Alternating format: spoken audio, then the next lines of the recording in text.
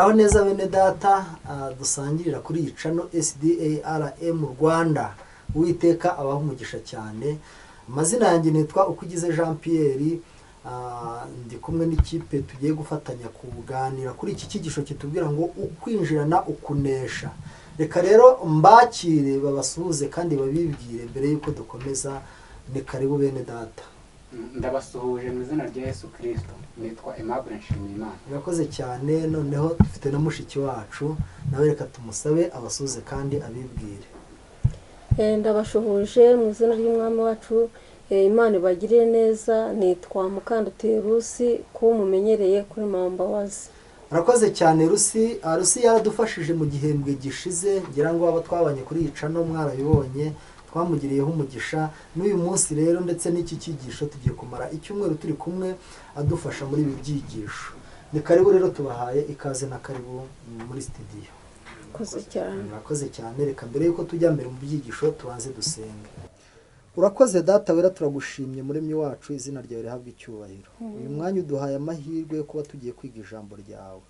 Dusenze twinginga kugira ngo umwuka wera abe bugufi bwacu adusobanurire. Tubisangire n'abatwumva, nabo umwuka wera azarushaho kubafasha. Dusenze twizeye ko twumva kandi ko ijambo ryawe turizarushaho kuryungukiramo byinshi mu izina rya Yesu. Amen. Murakoze cyane. Uyu munsi dufite icyigisho kitubwira ngo ukwinjirana ukunesha. Nicyo cyigisho tugiye kumara icyumweru twiga. Mu ncamake reka dusabe mwene data Aimable, icyigisho cyatambutse mu ncamake cyatubwira iki? Icyigisho cyatambutse cyari icyigisho cya mbere twakize mu cyumweru gishize, cyavugaga Yesu, Simoni na Mariya. Yego. Abo batatu twarabonye uburyo Mariya yari umunyabyaha ari kubyemera, nubwo n'abantu rero twamubonaga, ariko twabonye ko Simoni ari umunyabyaha ukomeye kumurusha. Ni Yesu abigaragaje abinyujije umugani. Yego. Rero natwe ntakwiriye kubona mugenzi nk'umunyabyaha cyane kuruta wowe ngo umwigereranyeho, ahubwo dukwiriye kwigereranya kuri Kristo, maze buri wese akemera ko ari umunyabyaha kugira ngo yihane. Murakoze cyane. Reka rero dusabe mwene mushiki wacu muri iki cyigisho kitubwira ngo ukwinjirana ukunesha, adusomere atunyuriremo mu ncamake umutwe w'icyigisho. Mushiki wacu ni karibu. Urakoze cyane. Umutwe w'icyigisho, isomo ryo kujirikanwa, riratubwira ngo mubwire umukobwa w'i Siyoni muti, dore umwami wawe araje, aje aho uri, uw'ineza, ahetswe n'indogobe n'icyana cy'indogobe. Iri somo turabibona muri Matayo 21:5. Yego. Urakoze cyane. Ukwinjirana ukunesha, iri somo ryo kuzirikana, ndetse turihuje n'amagambo ari mu gitabo cy'umwuka w'ubuhanuzi cy'ubifuzwa ibihe byose. Kristo yaje gukiza Yerusalemu hamwe n'abana bayo. Ririya somo ryatubwiye ko Yesu yaje ari uw'ineza. Yaje ari uw'ineza. Rero iriya neza ye yayigaragarije mu gukiza umukobwa w'i Siyoni. Mubwire umukobwa w'i Siyoni muti, dore umwami wawe araje kandi aje ari uw'ineza. Imana iguhe umugisha. Reka rero tujye mbere mu ngingo yacu y'uyu munsi. Twumvise umutwe w'icyigisho, reka tujye mbere mu ngingo yacu y'uyu munsi itubwira ngo ku musozi wa Elayono. Ku musozi wa Elayono, reka dusabe Rusi aturebere isomo riri muri Matayo igice cya 21. Arasoma umurongo wa mbere ageze kuri 5. Hari ikibazo kitubaza ngo igihe Yesu n'abigishwa be bageraga i Yerusalemu, ni ayahe mabwiriza yabanje guha babiri muri bo? Murakoze cyane. Iri somo ryo muri Matayo riratubwira ngo bageze bugufi bw'i Yerusalemu, bajya i Betefage ku musozi Elayono, maze Yesu atuma abigishwa be babiri, arababwira ati, mujye mu kirorero kiri imbere, uwo mwanya muri bubone indogobe izirikanye n'iyayo, muziziture muzinzanire. Ariko nihagira umuntu ubabaza ijambo, mumubwire muti, databuja niwe uzishaka, maze ahereko azibahe. Ibyo byabereyeho kugira ngo ibyavuzwe n'umuhanuzi bisohore ngo, mubwire umukobwa w'i Siyoni muti, dore umwami wawe aje aho uri, ari uw'ineza, ahetswe n'indogobe n'icyana cy'indogobe. Nibyo rya somo badusomeye. yerekana uburyo Yesu yaje yinjiranye kunesha ndetse ngo ahetswe n'indogobe ahetswe n'icyana cy'indogobe. Reka dusabe Aimable aduhuriza iri somo ndetse n'ariya magambo twasomye umutwe w'icyigisho abiduhurize. Ni karibu Aimable. Ahangaha ingingo yo kuwa mbere banga ku musozi wa Elayono, ubundi mbere yuko Yesu yicara kuri kiriya cyana cy'indogobe, yego, nabwo yari yatiye, ntabwo cyari yari yatiye, wari umuco w'Abayuda kiriya gihe umwami yinjiraga mu murwa, bari begereye Yerusalemu, bari atarinjiramo bari hafi yayo. Yesu agomba kwinjira muri Yerusalemu ameze nk'umwami, agomba kurikiza umuco wari uhari yuko umwami yinjiraga ku cyana cy'indogobe kitahetse umuntu n'umwe. Nko kuri iki gihe perezida agendera mu modoka nshyashya nziza cyane atari indi ishaje ihora igendwaho. Nanone kandi ahangaha uku kwinjira no kunesha bivuga ko agiye kwinjira muri Yerusalemu ariko ameze nk'umwami, afite ukunesha nyine. Ariko byatangiriye ubwo yari ku musozi wa Elayono arimo abwira abigishwa be, ubwo bari bitegeye Yerusalemu, bavuga ati mbega inyubako, mbega ahantu mwigisha aho urirebera. Nuko atangira kubabwira ibimenyetso byo kurimbuka kwa Yerusalemu. Abirangije cya kiganiro bagiranye murakizi, cyoneka ni Matayo 24, murakizi mujya musoma cyane. Birangiye Yesu atuma babiri mu bigishwa, abarangira ahantu ati mujye amasanga icyana cy'indogobe, mubwire nyiracyo databuja arakintumye. Ntibagombaga guhendahenda, bagwita bakiza kuko niko byagenze, ko ari umutware, niko byagenze.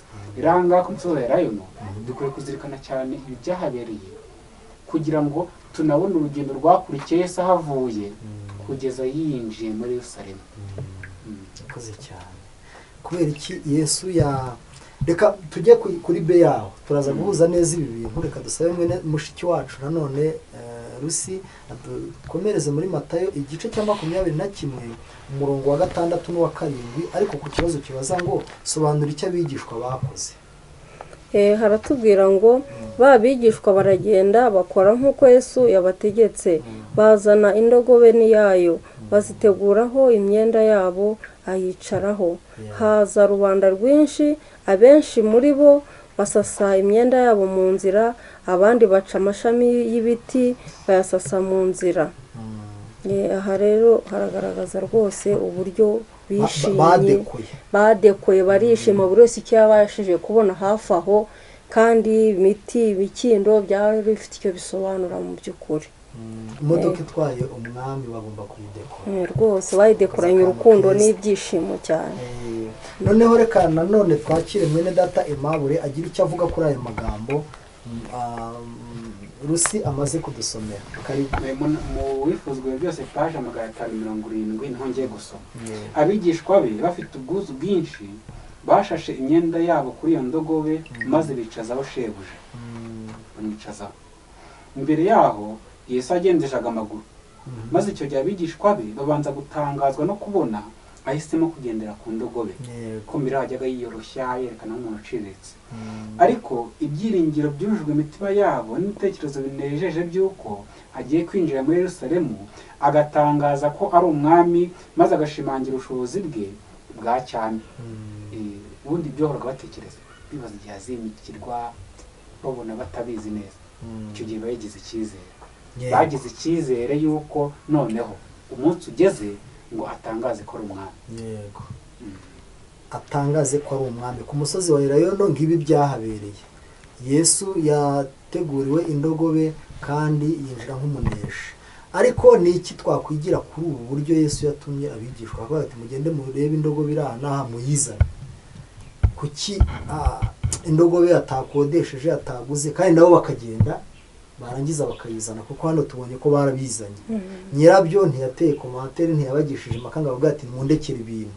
Ni iki twakwigira kuri ibi bintu byabayeho mu gihe cya Yesu? Yesu yari muntu ki icyo gihe? Yesu uyu munsi Yesu twamwigiraho iki?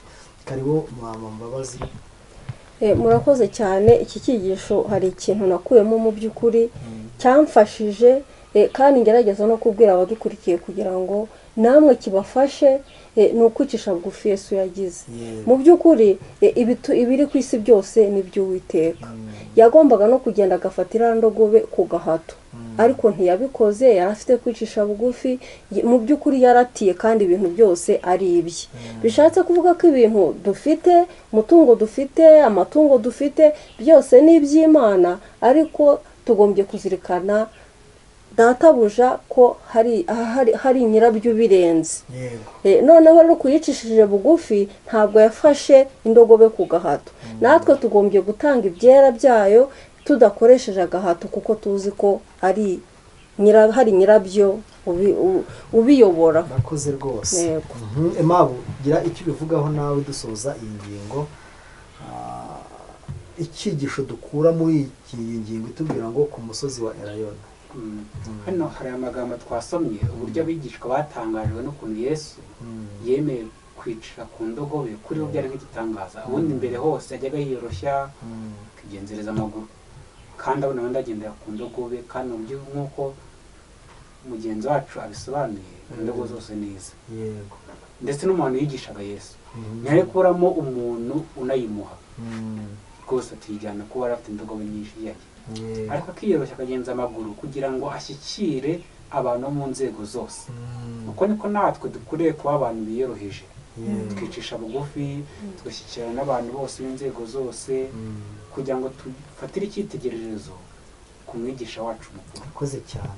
Burya niyo abwira Simoni ati ngurira indogobe yari kuyigura, dukurikije icyigisho twize hirya, ntibakijije ibibembe, yari kubasha kuzura umuntu akavuga ati rero mumpe indogobe nk'eshatu bakazimuha. Ariko ibyo ntiyabikoze. Yesu yicishije bugufi kugira ngo ashyikire umuntu wese. Rero mukuri iki cyigisho reka tugihinira aha, ariko turarikire bene data dusangirira kuri Icano ko ejo muzazinduke twige ingingo izakurikiraho, nk'uko twabibonye mu cyumweru cyashize. Izi ngingo iyo tugiye tuzikurikiranya, uko tugenda tuzikurikiranya turushaho kugenda twunguka ubumenyi cyane. Rero reka dushimire bene data, mwene data ndetse na mushiki wacu Rusi, badufashije gusobanura neza iyi ngingo. Nizere ko ejo muzazinduka tugakomeza ibi byigisho. Imana rero ibaha umugisha, n'abadukurikirana Imana ibaha umugisha, kandi dukomeze gusaba umwuka wera kugira ngo arusheho kutwigisha byinshi mu izina rya Yesu. Amen. Amen.